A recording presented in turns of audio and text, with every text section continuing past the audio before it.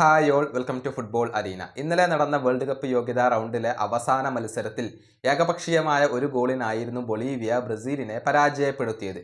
ബൊളീവിയയുടെ സ്റ്റേഡിയമായ L Alto സ്റ്റേഡിയത്തിൽ വെച്ചുകൊണ്ടായിരുന്നു ഈ മത്സരം നടന്നിരുന്നത്.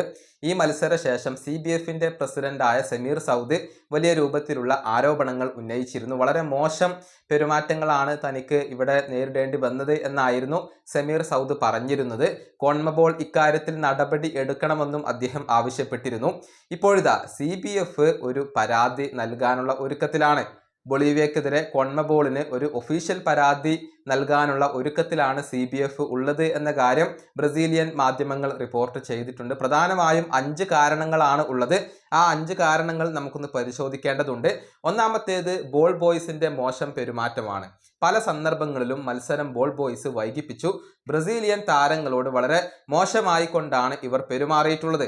ഇനി രണ്ടാമത്തെ കാരണം അത് റഫറിയുടെ മോശം തീരുമാനങ്ങളാണ്. പല തീരുമാനങ്ങളും ബ്രസീലിന് എതിരായിരുന്നു.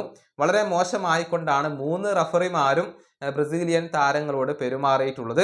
ഇനി മൂന്നാമത്തെ കാരണം അത് ബ്രസീലിന്റെ കോച്ചിങ് സ്റ്റാഫിനോട് ബൊളീവിയൻ പോലീസ് നടത്തിയ അറസ്റ്റ് ഭീഷണിയാണ്. ഡയറക്ടറായ റോഡ്രിഗോ കെയ്റ്റാനോ ഉൾപ്പെടെ ഉള്ളവർക്കാണ് അറസ്റ്റ് ഭീഷണി നേരിടേണ്ടി വന്നത്. 4 പോലീസിന്റെ മോശം വർക്കാണ്. അതായത് ഫീൽഡ് കൺട്രോൾ ചെയ്യുന്നതിന് പകരം മത്സരം വീക്ഷിക്കുന്നതിലാണ് പോലീസ് കൂടുതൽ ശ്രദ്ധ നൽകിയത് എന്നാണ് ബ്രസീലിന്റെ ആരോപണം.